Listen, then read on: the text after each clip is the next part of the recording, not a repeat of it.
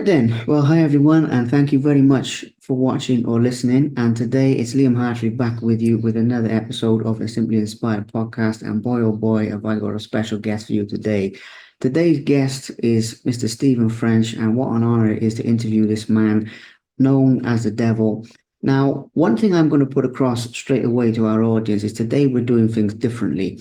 Everybody knows about this man's past as an infamous gangster, one of the chief architects of organized crime in Liverpool and elsewhere. Everybody knows these things: Taxman, the teachings of Machiavelli, mind control. People know. Today we're going to be showing Stephen as you've never seen him before, with some other projects he's working on, some incredible projects that I think are going to have a big impact on a lot of people. This man has transformed, he's metamorphosized, he's changed. I'm not saying he's an angel, but he certainly has changed from the man he used to be. So today I'm doing this to show the other side of Stephen that most people have never seen, and that you, the audience, will be seeing today, hopefully for the first time. So I can say what an honor it is to be sharing this man's story, and I hope that you, the audience, take some inspiration, motivation, and knowledge from this. Stephen, I got to say, mate, I know we were talking for a while before we started, but absolutely incredible. Your passion can fill a room. It's wonderful to have you on the show. So, first of all, thank you for making the time for this. That's the first thing. Thank you for making the time for this. And I think what we'll do is we're going to start with what we were talking about just now before we started recording. Very exciting for our audience is actually a script that you're working on with a whole story behind this, a whole meaning behind this, a whole depth of knowledge behind this. So let's start there, please. Take it away with something you're working on in the present day, the script that got all the way to Cannes, and the story behind it, please. Thank you. Good afternoon, Liam. Thank you for having me on your show. You're absolutely 100% correct. Yeah. My checkered past has been done to death. What I want to speak about today, yeah, right, is moving forward, because I've now finished. I've got a couple more podcasts to do in terms of explaining myself and explaining the labels that have been placed on me. Yeah, right. So let me share some labels that people don't know that belong to me. Yeah, right. Stephen French, the social entrepreneur. Stephen French, the man that ran his own rehabilitation program for offenders, had houses, put fighters in the houses, had them working on the building sites. Yeah, right. Was doing real good work. And fell by the wayside. Got took to the precipice and fell by the wayside. But I started doing this work in 2007. I had a very simple idea. It was a very simple idea that I had. The idea came to me on Paradise Island in the Maldives, watching the sun come out of the Indian Ocean. And it was to turn the horror of my life, into something positive. And the way that I decided to do that was to write a book, to do a documentary, and then hopefully, make a movie about my life. Yeah, right. Now, making a movie about my life isn't about the glorification of Stephen French, isn't about the glorification of the gangster lifestyle.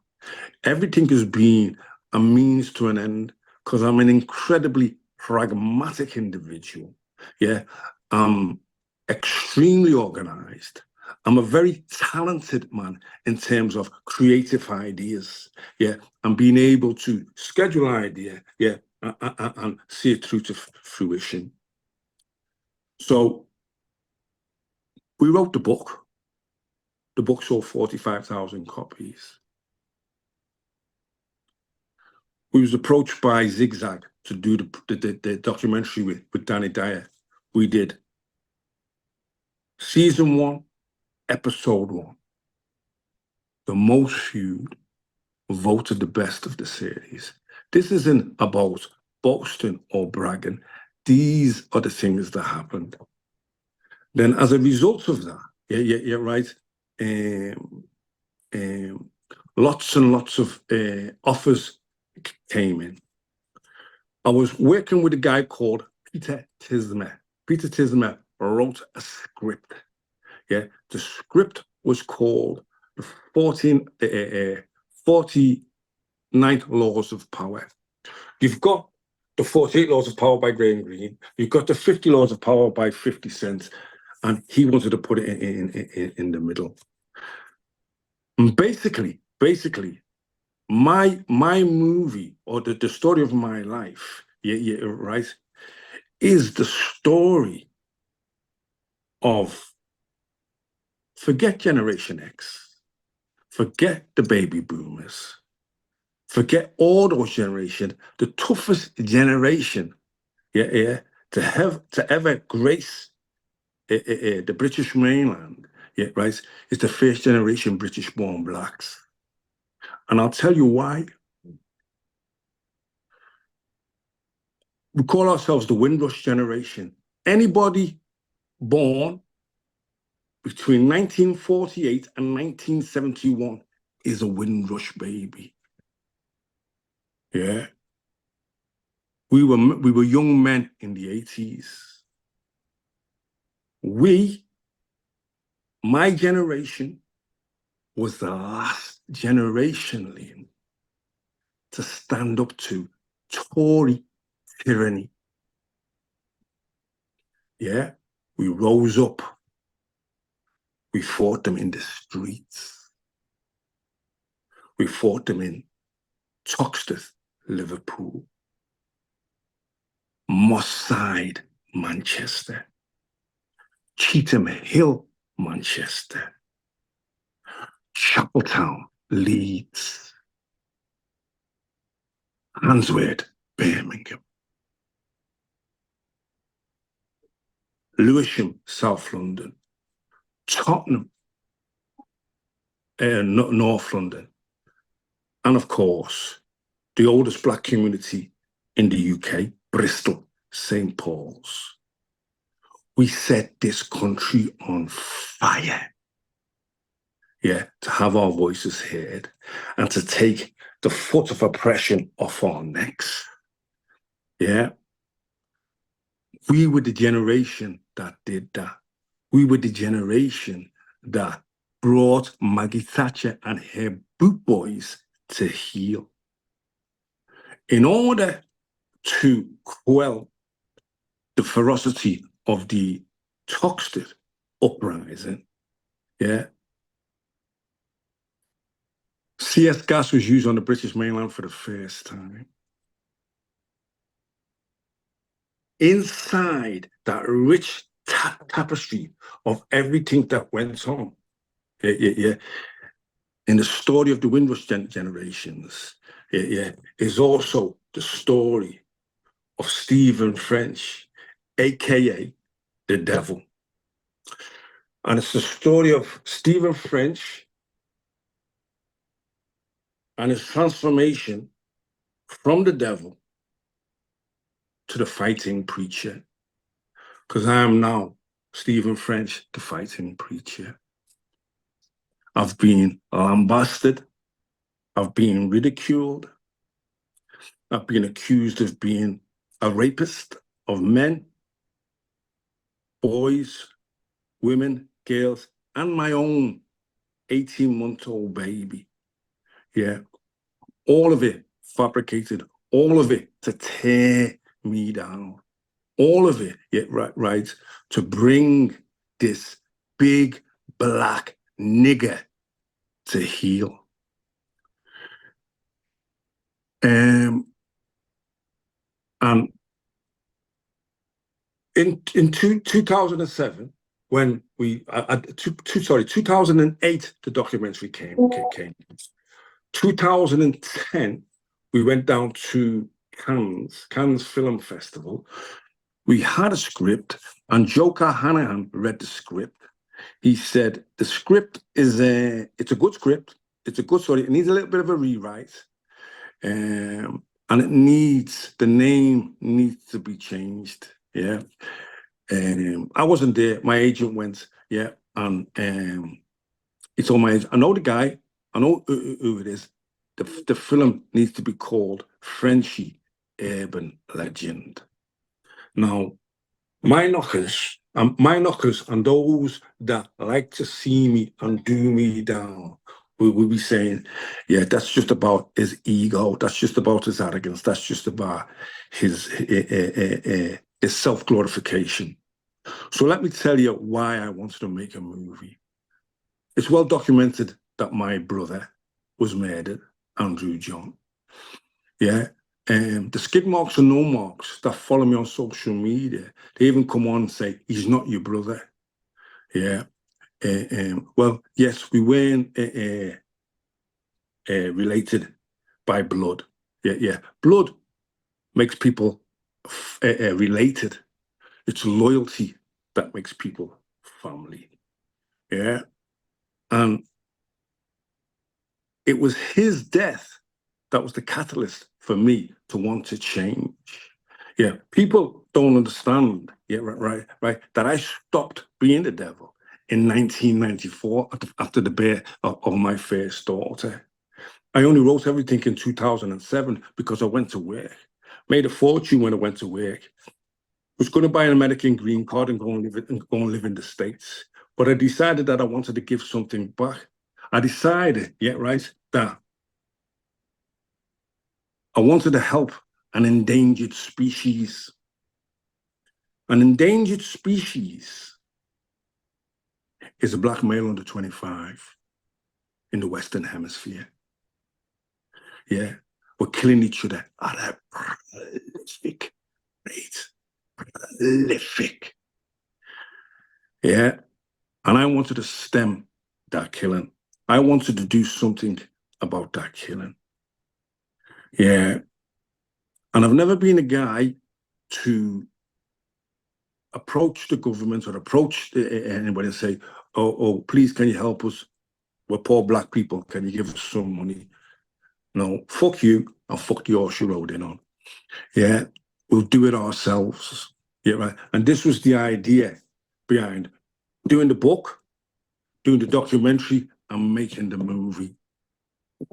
Now, I knew that there would be some problems, yeah, for me. What I never realized is that there would be problems for my direct family. Yeah. And to condense the story, yeah, the pressure that got put to my family took me to the precipice. I did excellent work from 2017 to 2013 as an anti-gun campaigner. Yeah, right. And then I was taken to the precipice and I fell off. I fell off and I pistol whipped a man at Liverpool City Centre. I went to prison, yeah, you're right, and my life went into the toilet. Yeah, and that set me back. That set me back. Came out in 2016, started doing the work again, started picking up the connections that I'd made and trying to move this idea forward, move it from the book and the documentary to the movie in order to generate the £25 million that I need to do the work that I want to do. Yeah. And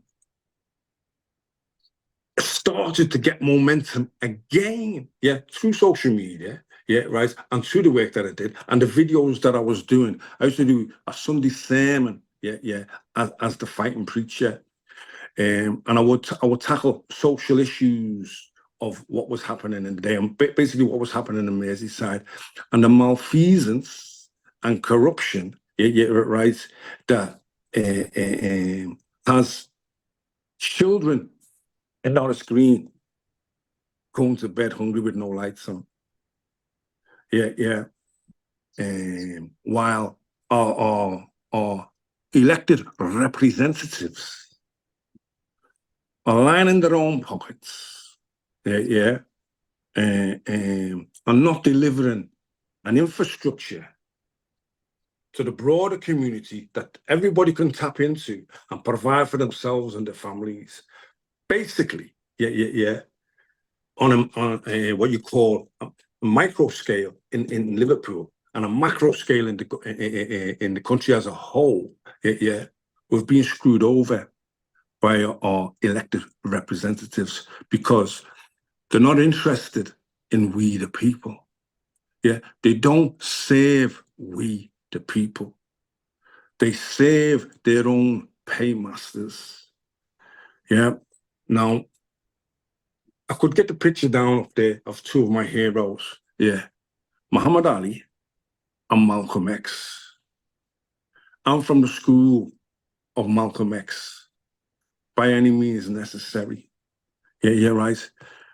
The only difference between his approach to stuff that he was doing and my approach, yeah, right, is he was a Muslim, I was a Christian. Yeah, and I'll always be a Christian. I've been chased. I was chased in prison. I've been chased in London. I've been chased everywhere. Yeah, in order to convert to Islam. Yeah, right. The only reason why I don't convert to Islam, there's three major religions. There's Judaism, there's Christianity, and there's Islam. Yeah. The Christians and the Muslims honor Jesus. They accept he was born of a miraculous birth. They both accept that he did miracles to God's grace. Yeah, that he raised Lazarus from the dead. Yeah. Where they differ is that the Muslims don't believe Christ was crucified and died for our sins, and I do. I believe in the redemptive powers of the blood of Christ, and that's the only reason that I'll never be a Muslim. Yeah, right. Then you have Judaism. Yeah, right. Now, if you want to talk about Judaism, yeah, they want to call you an anti-Semitic. Yeah, okay. Well, I'm with Gaddafi on that. I want to know how the Israelites left Egypt in 1440 BC. A brown-haired, brown-skinned race. But they returned a brown-skinned, brown-haired race looking like Yeshua. That's the actual name of Jesus Christ. Hair like wool, skin like burnt bronze. But then the Israelites came back to Israel in 1948, a blonde-haired, blue-eyed, white-skinned race. I want to know how that happened. I want to know, and it's not anti-Semitic to ask that question. Yeah, right? Because they came back looking like Leonardo da Vinci's painting of the white Euro Jesus. Yeah, and it's not about separating anything. Yeah, it's about pointing out to people certain facts. Because in Judaism, they say Jesus Christ is the bastard son of a Roman soldier. And that Our Lady Mary was a whore. This is what it says in their books. This is what I've read in their books. So I don't understand how the Christians align with the Jews rather than align and at the throat of the Muslims. I ask myself, what can be the issue? What can be the issue? Because we know for a fact that the United Kingdom is not a racist country. We know for a fact that the United Kingdom is a tolerant country of all other races and religions. Yeah. Blood for oil. Let's go for blood for oil. Yeah. Tony Blair, George Bush fought an illegal war in Iraq. Yeah, the UN told them they couldn't fight the war. There was no weapons of mass destruction. They just went to steal the oil. It was all about stealing the oil. Blood for oil. And our young men, because I'm proud to be British. I'm Black British and I'm proud to be Black British. Yeah. I'm born in this country. I love this country. Yeah. And this is my home.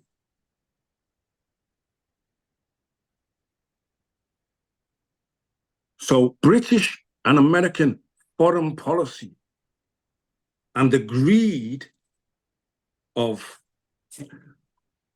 a tiny substrata of powerful white men, who own all the money. Yeah, not only working white folk, they suffer the same as the Black people. Yeah, I'm talking about a tiny substrata of white men that own all the money. Yeah, right. And I've got the country in turmoil, the world in turmoil. Now, bear with me with this one, yeah, right? I've been having this argument online with people, yeah, right? I'm seeing some terrible things being written about Muslims, yeah, about them wanting them to die in the English Channel, the Afghanis that are coming over and die. Now, what you've got to understand, right, is on a phenotypical appearance, I look like those people. Those people are brown skinned like me. I can sympathize with their position. So I'd like to put my opinion, yeah, into the ether of social media. And this is my opinion. In 2014, the brown boat people from Afghanistan started to turn up in the English Channel. There was no mechanism in place for Afghani refugees to seek asylum in this country. There was no mechanism until, I think it was 2022. But in 2014, what we're talking about now, there was no mechanism in place for the brown-skinned Afghani refugees to seek asylum in this country. So they came into the country illegally in their thousands. The British indigenous population was up in arms. It's a strain on the infrastructure. It's a strain on the schools. It's a strain on the hospitals. It's a strain on every social aspect. Yeah, right. We can't have them here. They've got to get out. Yeah. We can't have them. That led to 2016, the Brexit vote. Nigel Farage and Boris Johnson. Yeah. Boris Johnson had two speeches, one to stay and one to go. Yeah. He wasn't bothered either way. It was just about political capital for him. Charlatans, all charlatans. So anyway, we took back control of our borders in 2016. We left Europe. We took back control of our borders. Or that's what we was told that was going to happen. Yeah. Then the Brexit vote, 52% to leave, 42% to stay. Yeah, the 17 million voters, it was split in half, more or less in half. Yeah. And it was a vote to keep it was a vote to stop brown people coming into the country. Yeah. There will be gaslighted to death that it wasn't that, but that's what it was. And we the brown people of this country. Yeah, no, that's what it was.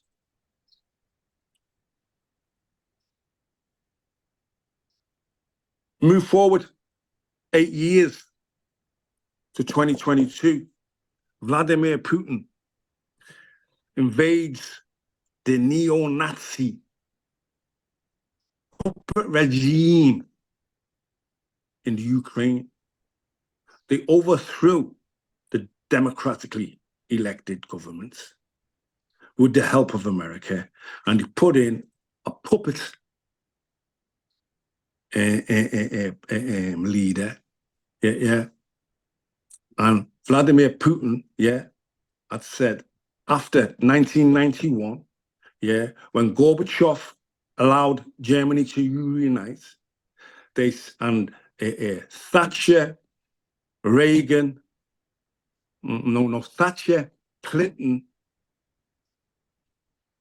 and Gorbachev agreed that NATO would not move 1 inch east. They've gone 1,000 miles east. They never keep the words. And now they're on Russia's border, and we're on the verge of World War III. So that led to white Ukrainian refugees in 2018. Now, our country is strained.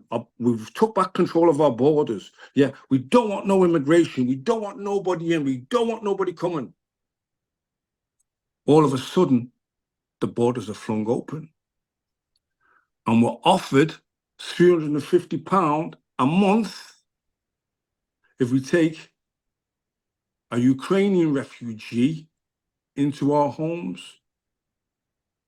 So I want to ask all these people who say they're not racist against Muslims. It's not about the brown skin. It's about our borders. Yeah. I want to ask you racist motherfuckers, what's the difference between an Afghani refugee and a Ukrainian refugee 8 years later? Isn't he a strain on the schools? Aren't they a strain on the hospitals? Aren't they a strain on Social Security? Aren't they stealing our women and taking our jobs? What's the difference? It can't be the color of the skin, because Britain isn't racist. In case you missed it, that was sarcasm. Yeah, I've never allowed race or racism to affect me. Yeah. The devil was born in the care homes of 1960s Britain. Because monsters, they're not born, they're made. And my monster was made, Liam. Yeah. And the movie and the film and the script that I've got encapsulates that epoch in time. Yeah. The epoch in time from post-war Britain, yeah, and the rebuilding of Britain, yeah. Here's an interesting fact for you that lots of people are unaware of. In the early 70s, Enoch Powell wrote his Rivers of Blood speech, saying that our streets would run with blood and that our borders are being swamped. But the immigrants at that time was the West Indians, my father and them. Yeah.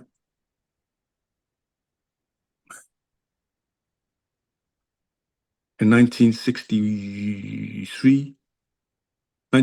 to 1963, Enoch Powell was the Tory Minister for Health. Enoch Powell invited the West Indians to the UK to help rebuild. He invited Black West Indian women to come and be nurses in the newly formed National Health Service. He invited the men to come and work in the shipyards in construction to rebuild bombed out Britain. So 10 years later, he's writing his Rivers of Blood speech. But his Rivers of Blood speech is exactly the same as Boris Johnson's 2 speeches for Brexit. Them people don't care.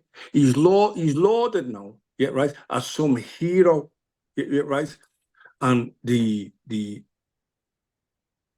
general British public now, and actually I have to be careful, you're right, because at times, yeah, right, it can sound, yeah, like I don't like white people.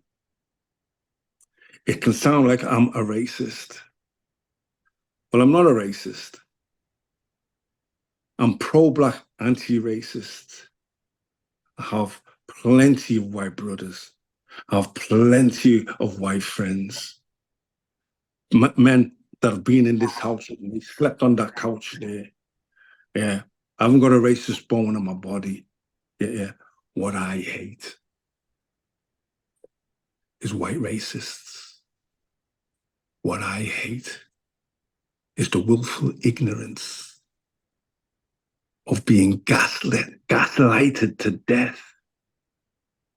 When I only used to have to ask you the simple question: what's the difference between an Afghani refugee and a Ukrainian refugee? One's welcome in this country, right in your own front room, 350 quid, yeah, a month. One you want to see face down swimming in the river, see him face down floating in the English Channel. Why is that? What is that about?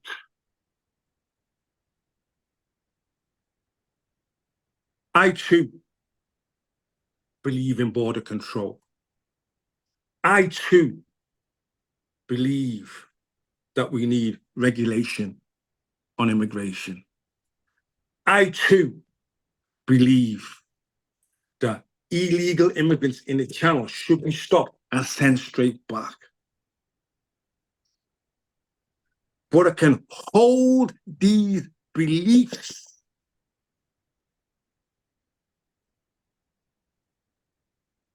without the subconsciously biased racist mindset of the irrational hatred that is racism. And how I can always out a racist is racism is illogical, irrational. It's a pseudo, it was invented by 17th, 18th, and 19th century pseudo-scientific anthropologists for a rationalization, for turning Black people into subhuman people so they could carry on with slavery. And I don't want reparations.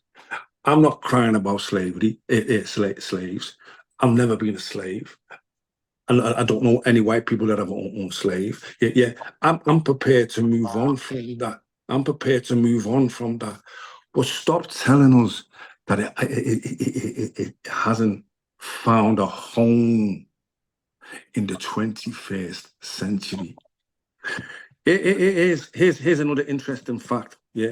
Recently at the weekend, Macron, the French Prime Minister, he's called a general election because of the rise and resurgence of the right wing. The right wing had some fantastic political gains at the weekend in France. He's now called a general election in the hope that he can stop the rise of the fascists. And the interesting thing, yeah, right, because I'm a student of history, the interesting thing is the exact same thing was happening years ago in Germany. When a certain Austrian painter starts to be disgruntled about immigrants taking over their country. They just happen to be white Jewish immigrants. Yeah. And this isn't, when I talk like this, yeah, right, I'm not being anti-Semitic. I'm not being against the Jewish people. I'm just talking about what's happened. I'm just talking about what's going on. Yeah. Into we're talking, and yeah, I've raised one question. How did they leave Egypt in 1440 BC, brown-skinned, looking like Yeshua, yeah, and come back in 1948, looking like Euro Jesus? I know that happened. The Khazarian Empire, yeah, right? But you can't go into that. You can't even speak about that. Yeah, yeah. You can't challenge anything about the lies we're being told and the position that we're being put in. Yeah, right. So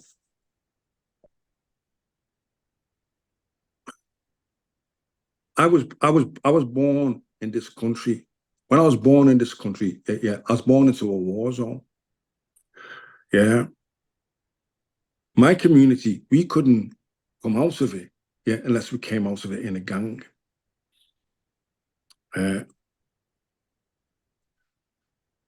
I've said on many podcasts who we fought with. Lodge Lane Boot Boys, Park Road Boot Boys, Air Road Boot Boys, Street Boot Boys. We were surrounded. We were surrounded. Yours truly smashed his way out. Yours truly was one of the first to smash his way out. Yeah. So it's a complex situation. Yeah. I see the situation that we're in this country. Yeah. I understand, yeah, right, that British people, yeah, can relate to Ukrainian people because of the hegemony of their skin tone. If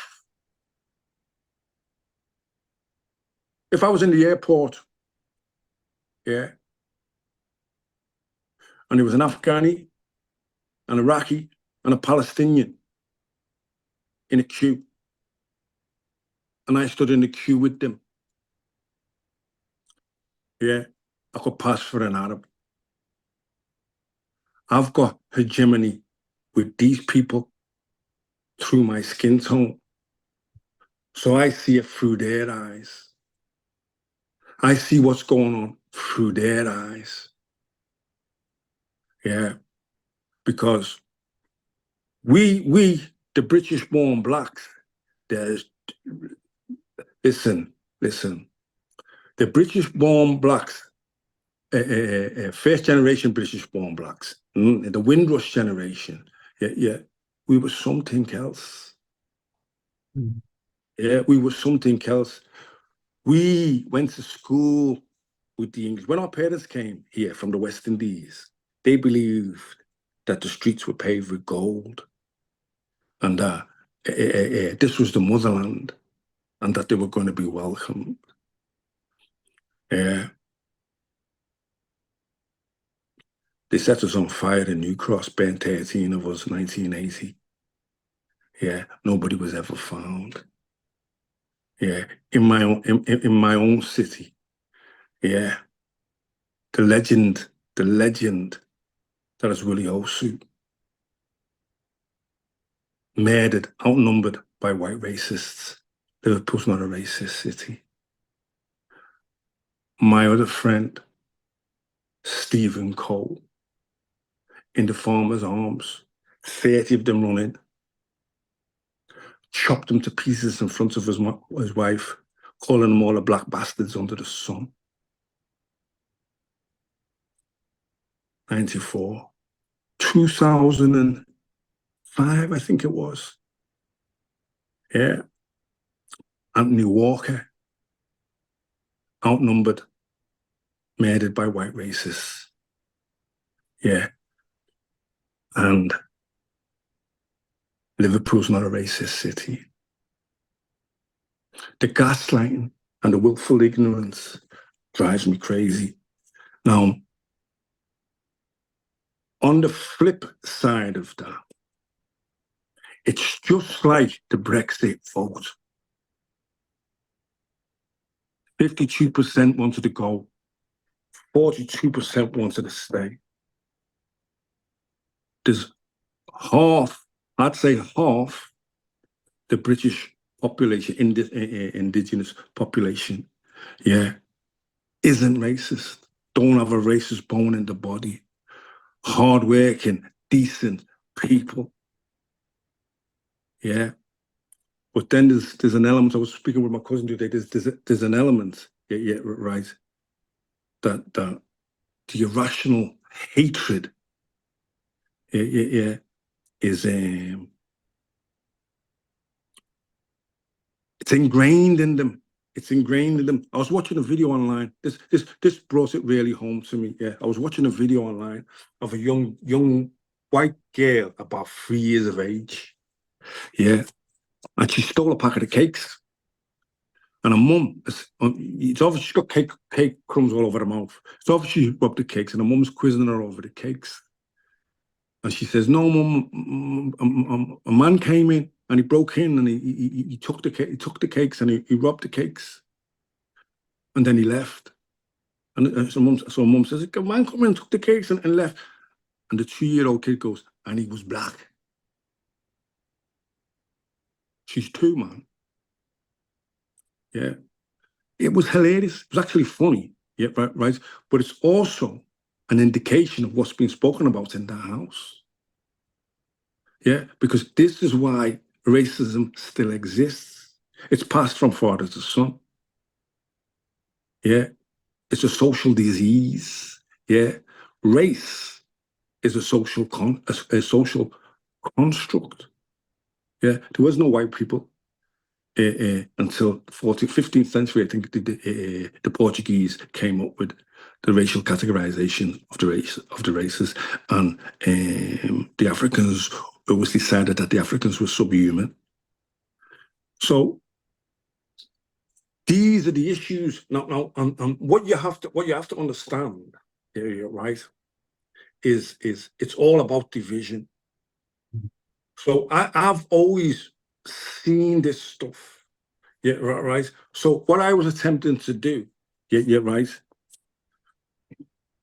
from a grassroots level, we don't want nothing from nobody. We just want the chance to excel.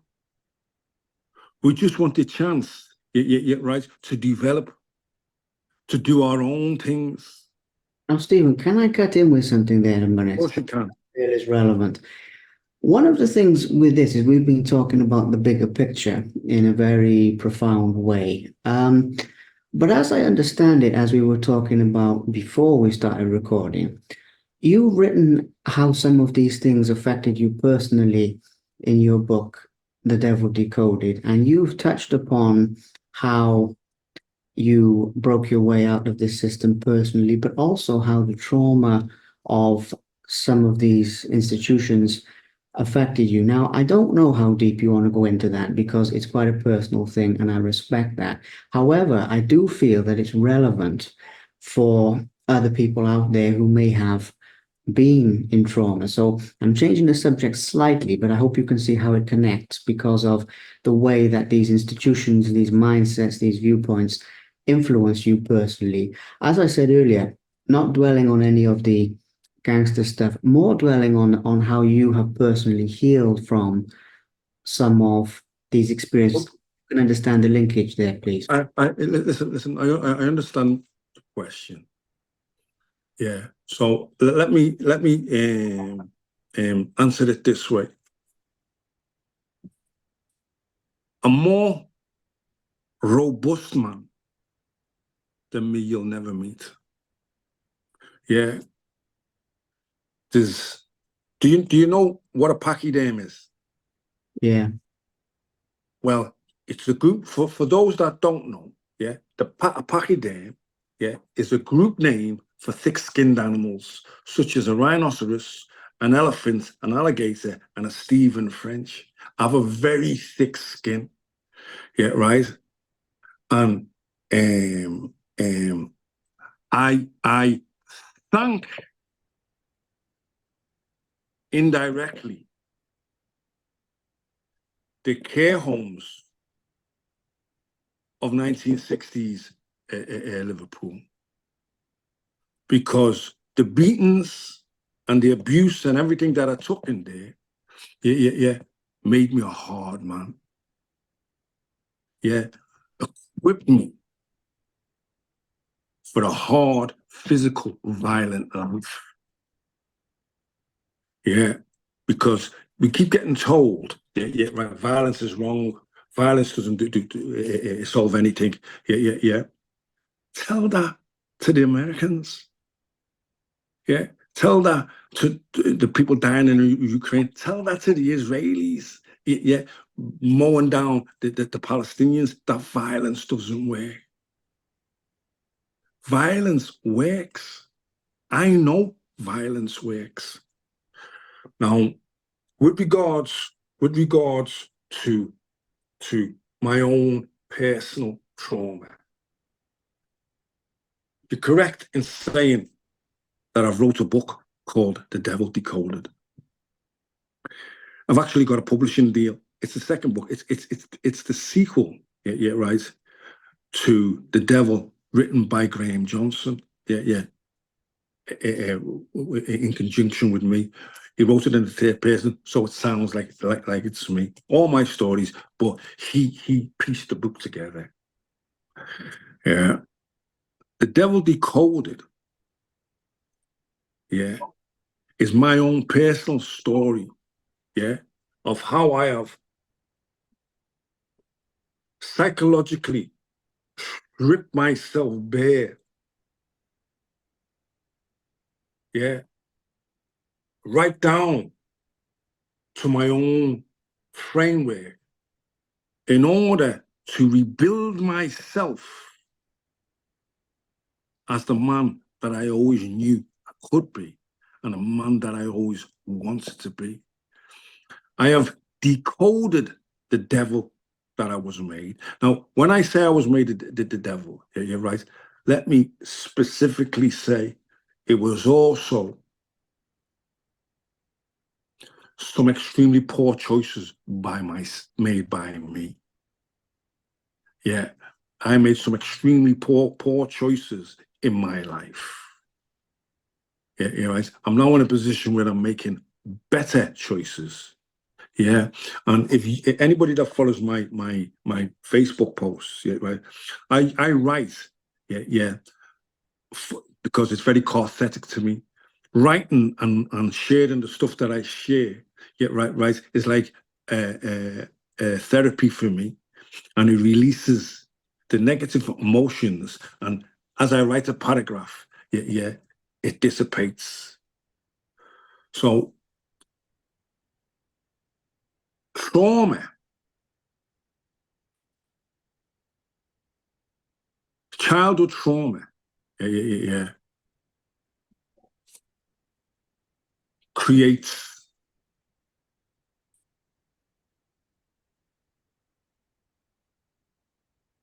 damaged people, damaged adults.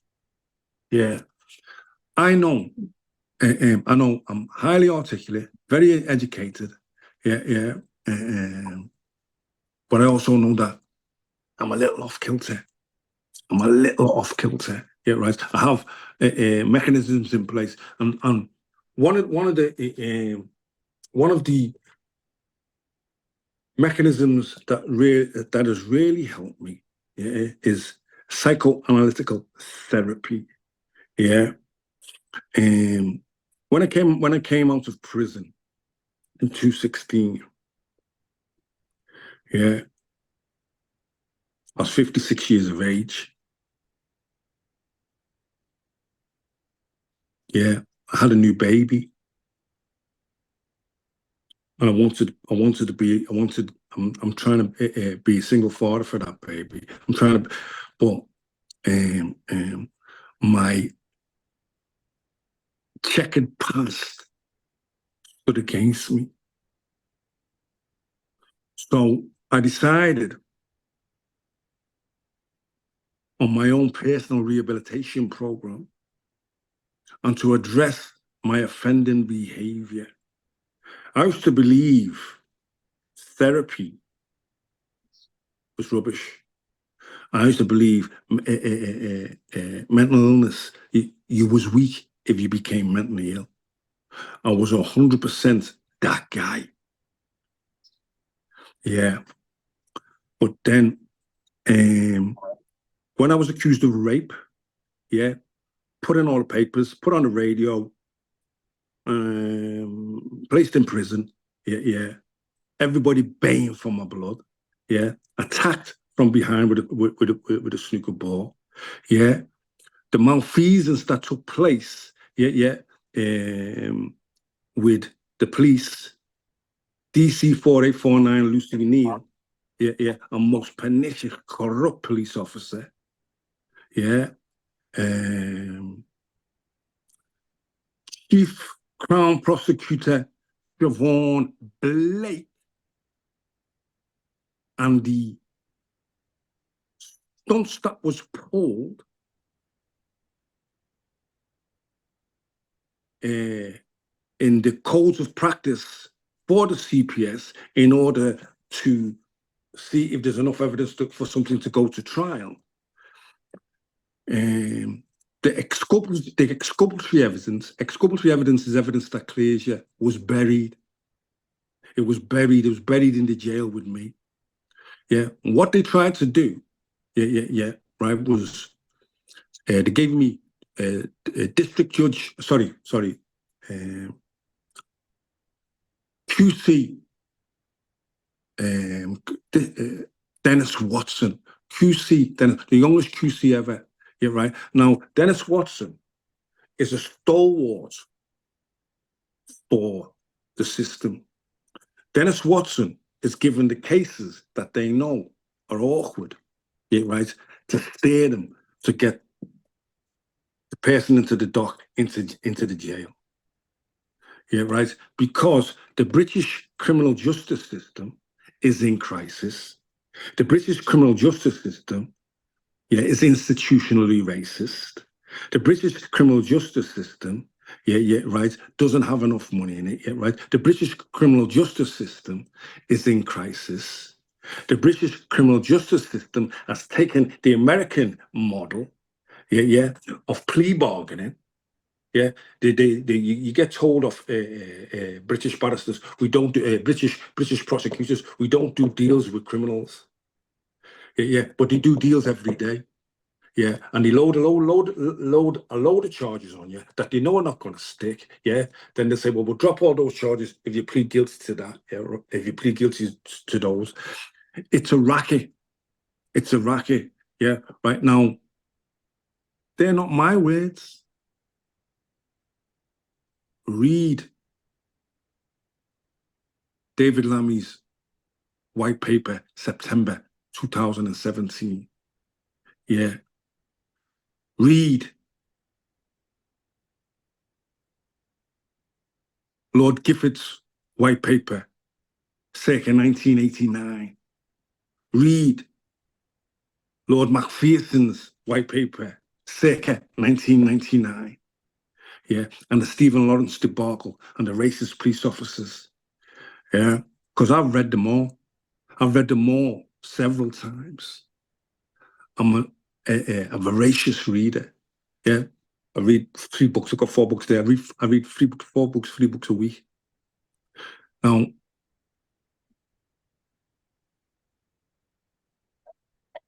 I see all these things. I see all this stuff happening. Yeah. Yeah. And like I said, I'm a robust man. Yeah. And like I said, yeah, I'm an intelligent man. Yeah. And I have ambition. I have drive. I have tenacity. I have charisma. Yeah. And I rose to the top in every field that I've been in. Yeah. Whether it was the criminal field, the martial arts field, or the business field. Yeah. And I don't want to hold anybody down. I want to raise people up. And anybody that tries to help or is interested in doing something for their own people is lambasted. I give you a perfect example. Yeah, I give you the perfect example of how society destroys people that are trying to do good work. Yeah. Not society, those in control of society and power. Yeah. Oh, his name, what's the tall actor with the long hair? Oh, his name just escaped me now. He's a Cockney kid. He's a Cockney lad. Yeah, he was in Get Me to the Greek. He was in the film Get Me to the Greek on Time. His name is. It'll come back to me in a minute. Yeah. Talk. He does the podcasts. He does podcasts. Is it Russell Brand? Is it? That's the man. Yeah. That's the man. Let me tell you. Thank you very much. Now let me tell you about Russell Brand. Yeah, right. Now Russell Brand, yeah, did what I did and started to attack the authorities, started to attack their politicians, started to point out what was going on. And as soon as he started to get traction and get a following, yeah, out of the woodwork come the sexual allegations that he's did this and he's did that and he's did the other. Now, you've got to remember, this is 2022, 2023, that this 22, 23, this is all happening to him. Yeah, you're right. The allegations that they're making about him are from the 80s and the 90s, but they're making them in 2023 because he's now got notoriety and everything's going on. Oh, but everybody's saying he's guilty. Remember 2020 and the Me Too movement and the Harvey Weinstein stuff. So he's getting called out in 2023 for stuff that he did in 1990. Why didn't these women come forward at the height of the Me Too movement? Why didn't he come forward when all the women were coming forward? Yeah, I'll tell you why. Yeah, right. Because they destroy people that are pointing a finger at the corrupt politicians that are holding us all down. Yeah. And the way they destroy it, they ridicule you, they put false labels on you, or false allegations of sexual behavior. If you want further proof, look at the young man in Romania, Andrew Tate. Yeah. Lambasted, human trafficker, done this, done that, yeah, right. He's done none of it. I'm very close friends, with the guy that went over to see them, Sean Atwood. Yeah, Sean Atwood's been put through the mill as well. Very robust man, very robust man. Yeah, they did the same to Andrew Tate when he started getting a massive following with the young men. Yeah, now is he a misandrist? Does he take some close to things to the bone? Who cares? What he isn't is a human trafficker. What he isn't is a rapist.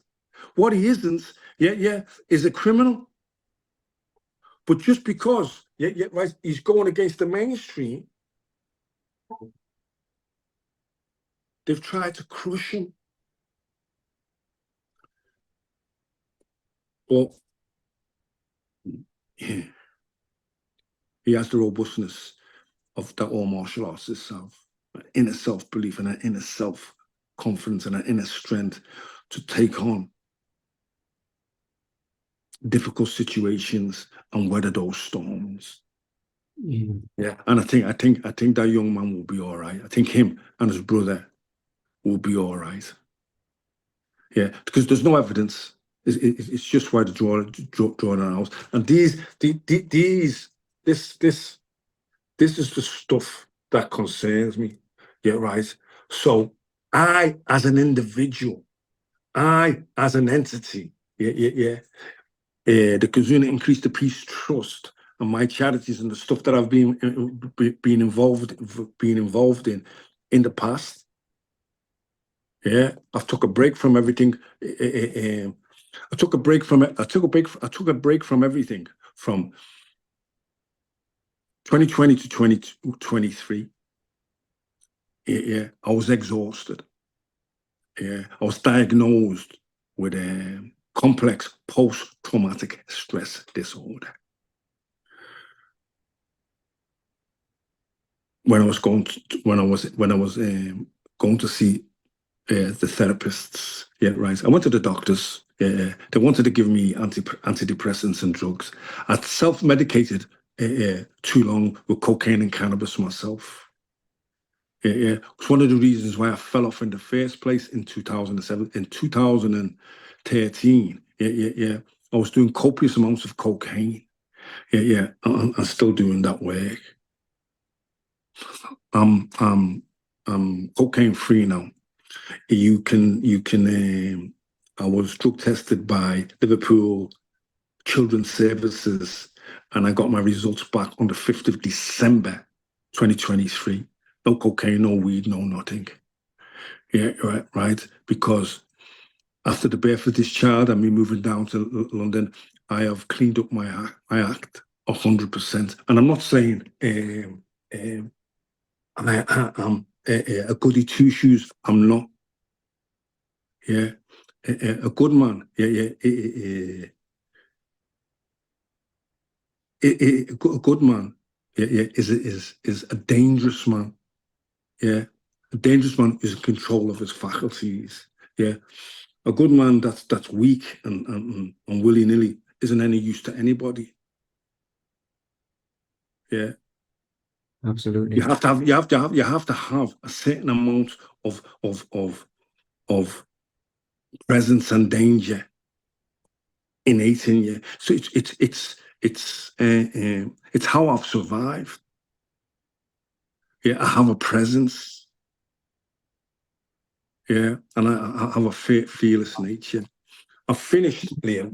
I've finished. I've almost finished. I've got a couple of podcasts to do with it. Yami B over personal stuff that I want to get out into the ether. Personal stuff that's happened between me and my families. You're right, but I'm done explaining myself.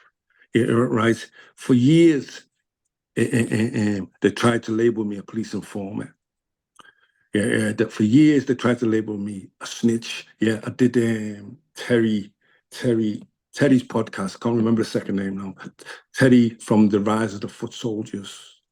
Yeah, and I went in detail. Yeah, about who's the snitches and who's not the snitches. I went into detail, about how I was offered £50,000 a year, to stand in the dock and call the names of the people that shot at me, and I refused this money, because, and I'll share this with you. I'll share this with you. I stayed true to the game. I never blew nobody up. I took my licks. Been shot, I've been stabbed, I've been set on fire. I know who shot me, I know who stabbed me. I know who petrol bombed my house. None of them went to prison. Made no statements. Was offered £50,000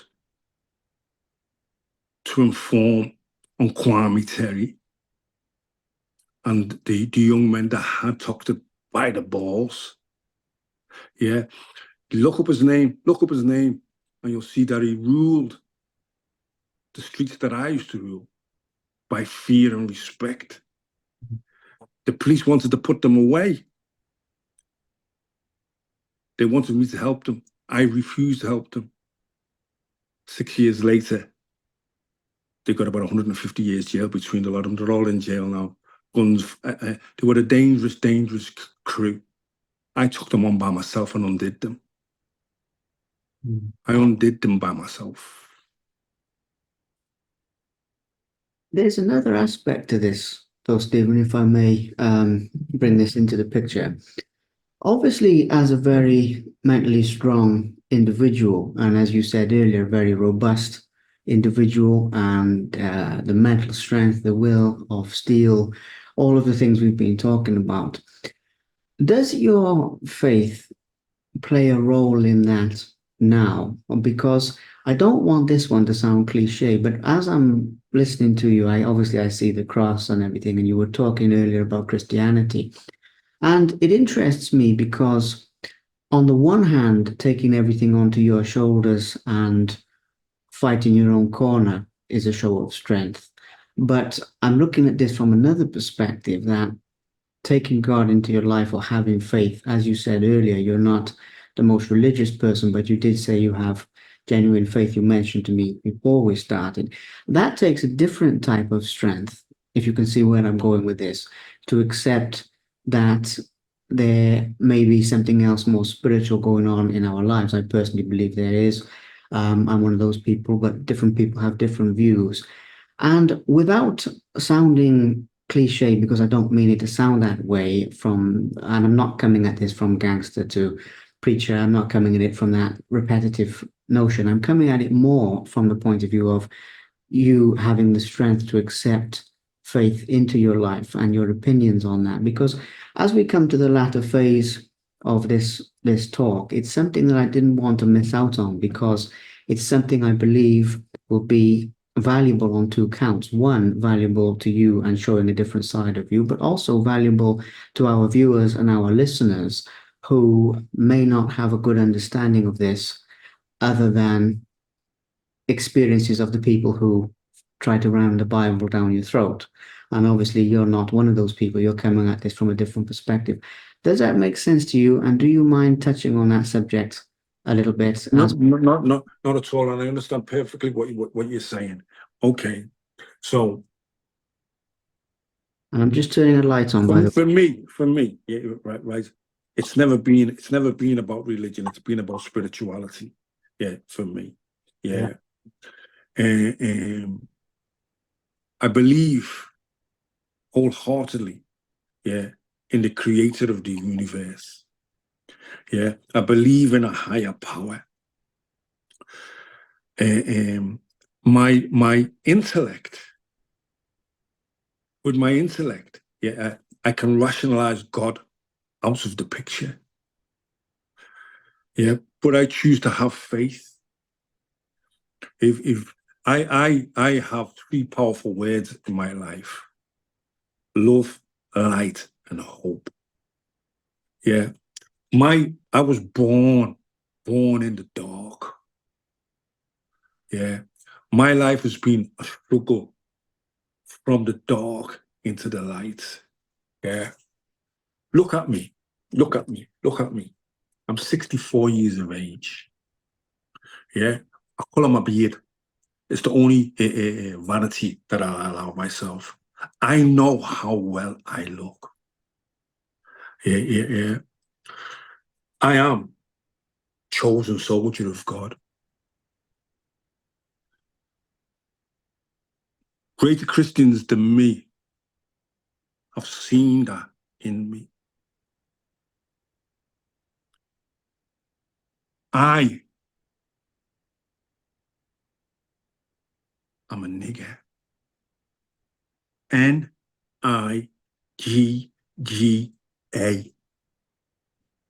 Naturally intelligent. God's gangster acolyte. Laugh all you want, ridicule all you want. I'm a gangster for God. Yeah. I'm fighting. I'm a demon slayer. And in the work that I do with guys like John Wedger, yeah, my friends down in Wales, we fight demons. Yeah. Demons that prey on children. Demons that rape children. Demons that traffic children. Yeah. The work that I'm involved in with regards to that and with John Wedger. Yeah, we're setting up some charities. Yeah. I was speaking with John yesterday. Powerful. Ex-copper. The ex-crook and the ex-copper. Yeah. Fighting demons together. Wonderful. Wonderful stuff. God plays a major role in my life. I don't ram my beliefs down anybody's face, down anybody's throat, and I very seldom talk about it. Yeah. But I'm on a journey of atonement. I'm on a journey of atonement. Yeah. For the treacherous life I lived as a young man. Yeah. I'm on a journey of atonement. Yeah. To pay back. Yeah. For the heartache and the chaos that I caused when I was involved in what they called the game. I rationalized everything away, yeah, right? Because I only ever, had altercations with other people that were in the game. Never ever troubled what we call straight goers, regular job holders. Yeah, they were off limits. But if you wanted to be in that jungle, yeah, Tarzan isn't the king of the jungle. Yeah, it's a big black motherfucker like me. Understand? Yeah, and I lived in a jungle. Yeah, where the lions were skinny and the sheep were fat, and I fed. I've made my apologies over that. Yeah, right. And I could and I go into the book. Yeah, about how you steer a certain way in life. Yeah, right. But I'm mindful. I'm mindful of my ability to be able to rationalize any types of my behavior. Because one of the things that I've learned, and I learned in therapy, yeah, right, is to own your own bullshit, man. Yeah. Instead of when you point your finger out, you got three fingers pointing back at yourself. Look at yourself before you start looking at other people. Check yourself before you start blaming other people. Yeah. Right now,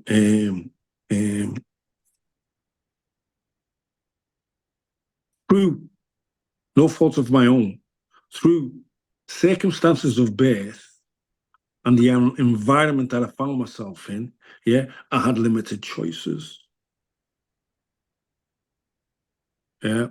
But there was other men alongside me in the same situations. Yeah. That didn't take the route that I took. Yeah. That took a different route. Yeah. Went and worked on the bins, went and worked on the buses, went and done whatever they needed to do You understand?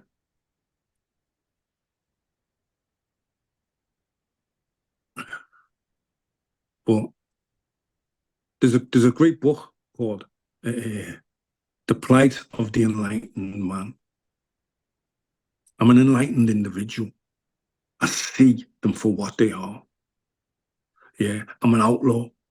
I live outside of it all. Yeah, I'm not committing any crimes anymore. Yeah, but I don't want to engage with them. I want to build my own stuff. I want to have my own things. Yeah, right. Because you look okay. Look at it this way. Richie Sunak, yeah, you're right, is trying to foist this digital currency on us. Yeah, right. And they're going to do, I think they're going to do it. I think, everything's going to be in your phone. It's going to be digital currency. Yeah. But what people don't know, yeah, right? Or some people, what the majority of people are unaware of, yeah, right, is that his wife's company and his father's company, yeah, right, own all the infrastructure and all the banking stuff that are going to make that money. They're going to make billions. Yeah.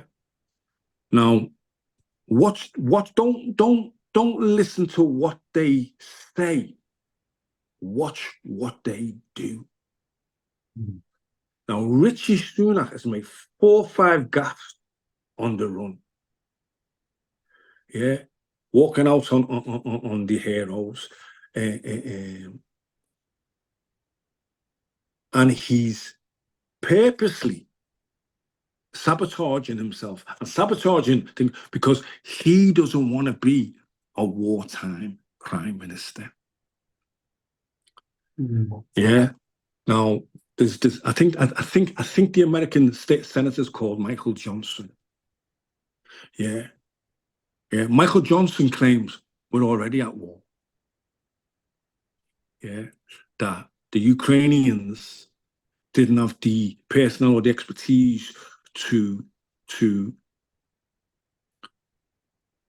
work the missile equipment that they've been given. I don't know the names of the missiles, and it's our soldiers that are firing them. And if it's our soldiers that are firing them at the Russians, we're at war with Russia. Yeah, a little bit like the phony war. Yeah, at the start of at the end of at the beginning of First World War, when nothing was happening. Sorry, no, the Second World War was the phony war. Nothing was happening until 1940. Yeah, and then Germany invaded Norway, and that's when it all kicked off. Yeah, and if you know the patterns of history, you can see history repeating itself again. Mm. Yeah, yeah. If you know the patterns of history, you can see history repeating itself again. Yeah, yeah. And we haven't had a major war. We our generation kind of escaped that war. Yeah, we haven't had a major war in a long time.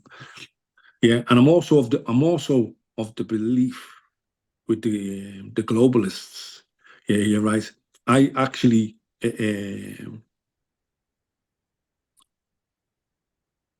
line up with the conspiracy theory that the Rothschilds and those such people, yeah, want to kill 8 out of every 10 of us, yeah, and just have like five, reduce the world population down to about 500,000 people that they rule over. Yeah, I believe that they believe there's too many people on the planet. Yeah, when you look at, because you look at the stuff that they do, yeah, right, and you say to yourself, it makes no sense.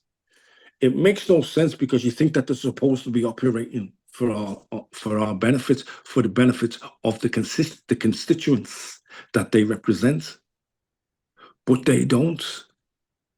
Yeah, and see one of the reasons why British-born blacks, British-born black, have the jump, kind of have the jump on this stuff is it's always been this way for us. We've always been pushed out. I didn't take the indoctrination in school, yeah, right? Because I was always fighting in the school and running out of the classes. Yeah, I've got a pretty free mind. Yeah, I went into education after I left school. So it's interesting times that we live in. Mm. I personally, yeah, right, see myself as a sovereign being. Yeah, I'm a member of the British. I'm a British guy, yeah, right. But I see myself as a sovereign person.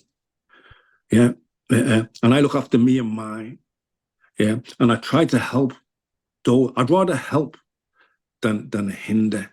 I'd rather help than hinder. But if you mistake my kindness for weakness, fuck around and find out, is all I'll say to you. Even at 64, yeah, right. I don't. One of the reasons why I still I operate a policy of risk assessment. Wherever I'm going, I'm always assessing the risks. Yeah, right. Because I know my nature. I know who I am. I know what dwells inside me. I know what I can tap into in a second. Yeah, yeah. Even yeah, 1 year off my pension. So I've done a round of podcasts, right, to bring the receipts about who I actually am. Yeah, my character, the character of Stephen French. Yeah, yeah. I'm not a coward. I'm not an informer. I was a gangster. I did tax and rob drug dealers. Yeah, I did be involved in organized crime. I did all those things, yeah, right? But I never raped nobody. I never snitched off nobody. Yeah, yeah, yeah. And all I'm trying to do, yeah, yeah, right, is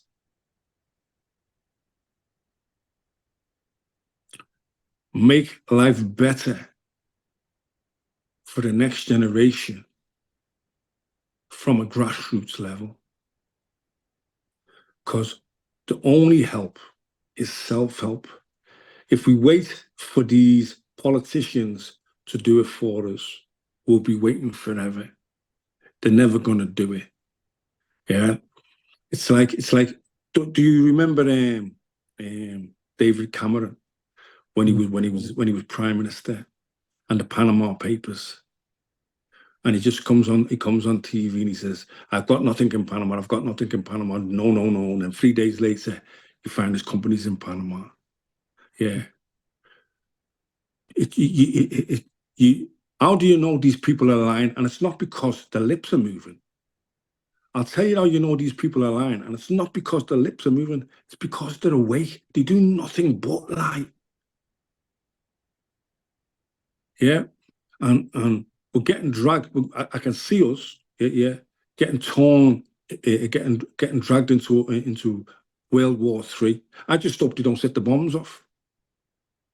Because in that sense, we're powers. We could be sitting here now, me speaking with you on this phone, a flash, and we're gone. And this is what these people are playing around with. Yeah. And it's now come to light. Just recently it's come to light what it's all about. The richest uranium deposit in Europe is where? Ukraine.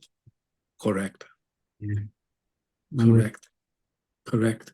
So you just follow the money. That's all you have to have. That's what the police do.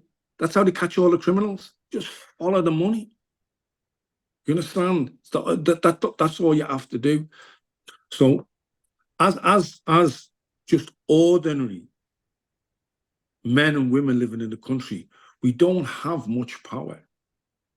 Yeah, we don't have much power on much control. We do have power and control when we come together collectively. I've seen what collective power can do. Yeah, yeah, right. Seen it in 1981. Yeah, yeah. When we just run our enemies into the sea. So it's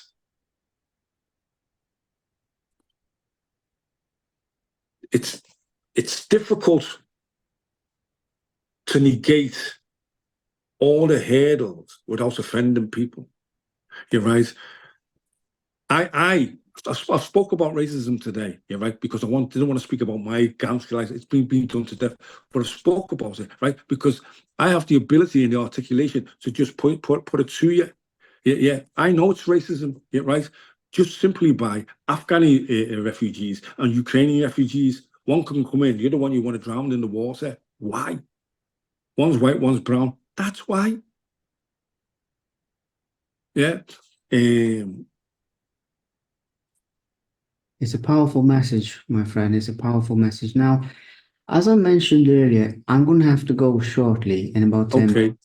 about 10 minutes for business commitments I have because it's later over here in Cyprus. I don't want to, I mean, because we're talking. However, with that being said, I hope, I sincerely hope, and I do feel that today we have shown a different side of Stephen French, which is really all I wanted to do. Now, the thing when you do interviews like this, there's so much inside of you. There's so much knowledge, there's so much passion, insight, ability to see the bigger picture, so many different things that there's entire books like you've written The Devil Decoded. I mean, really, there's too much for even a talk like this. What I hope that we've done today is tackle some important issues on a bigger picture level, as in some of the tectonic plates that are shifting in the world and how they will affect us, but also on an individual level by people hearing about specific aspects of your personal life that are not out there documented as much. So you understand the two sides. And I believe that we will have educated and enlightened people, even to the point of getting people to think differently. Some people will understand more, some people will understand less, but we are giving them a different point of view. I mean, I say, Listen. So one of the things I'm happy about this interview today is I've had an opportunity to speak about willful ignorance. Yeah, I've had an opportunity. Yeah, you're right. To use my rationale, to use my logic. Yeah, and to juxtapose Afghanis with Ukrainians. Yeah, to establish that. Stop gaslighting. We know why you hate them. Yeah, we in our community know why you hate them, and you keep gaslighting. Gaslight. I respect you more if you just said I don't like niggers. You understand? I respect you more. But all this like, oh no, it's not that. It's not that. Yeah, answer that question.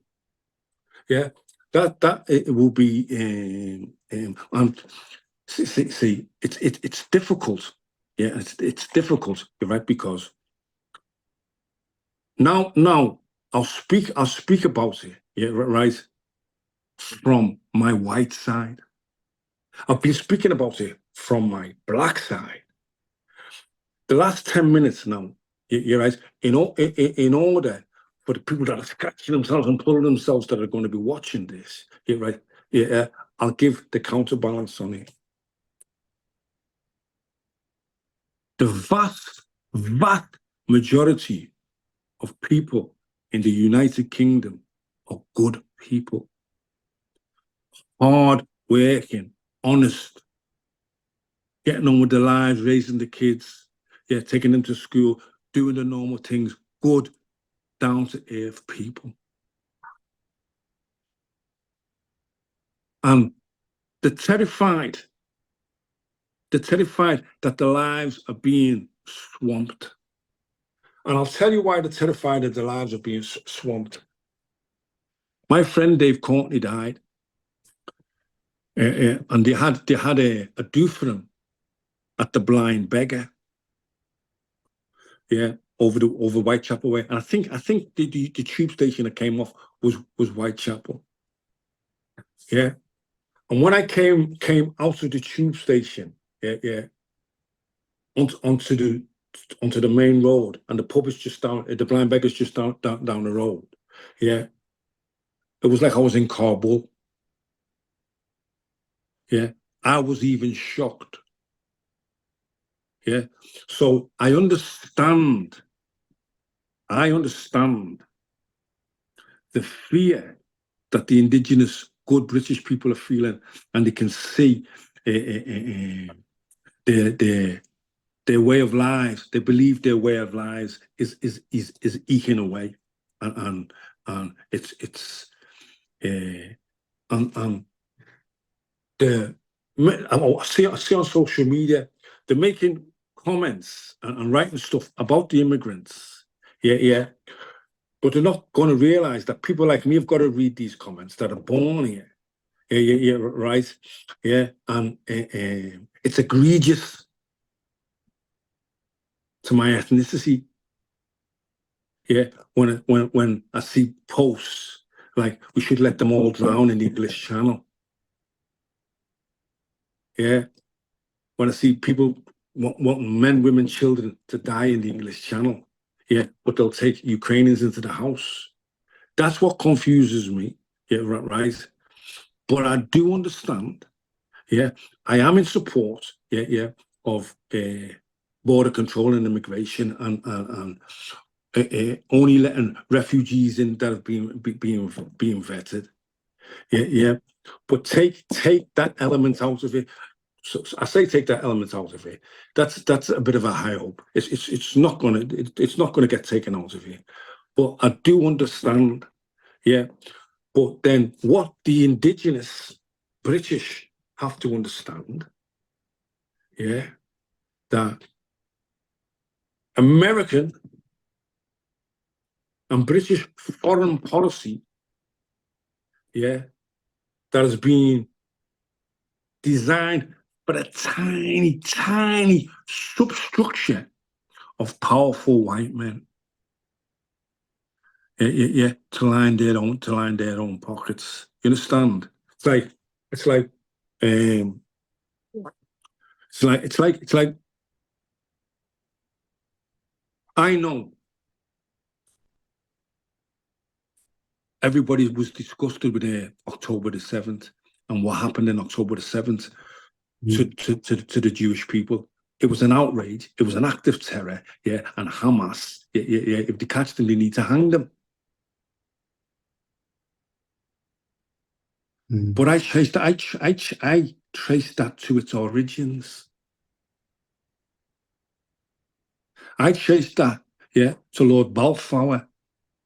I traced that to Lord Rothschild.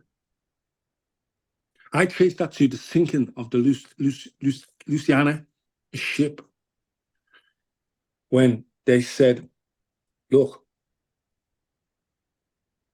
they said to the British government, if you give us a promise for the land in Palestine, we'll bring the Americans into the war. World War One, that was. Yeah. Now, this was just after, yeah, it hijacked the Federal Reserve and changed it from gold to paper money. Yeah. And it all stems back to them times. So you've got to look at things in the entirety. The refugee problem that we have in this country, yeah, isn't caused by the refugees. It's caused by a small substructure of powerful men, yeah, bombing them countries to steal their resources. Yeah, whether they have a different religion, whether they have a different leader, whether they've got mineral wealth, for whatever reason they're going in there, the destabilizing the countries, changing the regimes, and causing millions and millions of people to be in transition in Europe. Yeah. It's a problem that's been created by our leaders, and yeah. I believe, you see, when the immigrants come in and go, they're getting put up in hotels, they're getting social security money, they're getting given houses, they're getting given this, they're getting given that, they're getting given the other. Yeah, right. You've got to realise. That's a phone call. You've got to realise. You've got to. Did I knock you off then? No. You've got to realise. You've got to realise. Yeah. That how are these people turning up in government's issue life jackets? I know. Where did he get the government's issue life jackets from? Ask yourself these questions. And it's like this. It's like this. Ask yourself these questions. Yeah, right. Because if I'm a people smuggler, yeah, once I've had your money off you, I ain't interested if you drown. That's the mentality of people smugglers. Yeah, I ain't interested in you. But these people, they're turning up with a government issue life jackets on, because I'm telling you, it will come to light that all this money that's being generated, yeah, it's not just landing with landlords, it's not just landing with hotel owners, it's not just landing with property developers, it's being kicked back to the politicians. Because here's the interesting thing, yeah. We can send a missile from Britain. We can send a missile from Israel to Iran. Iran can send a missile from Iran and hit the target. Yeah. But we can't stop a load of people in the English Channel from coming into our shores. We can't stop that. No, I believe, yeah, right. It's a manufactured problem. I believe it's a manufactured. I'm gonna have to. Okay, no problem. Yeah, because of my photography work. You see, tonight I'm working with that, No, and send me the link for the video. I will. And thank you so much for being an open book, my friend. Thank you so much.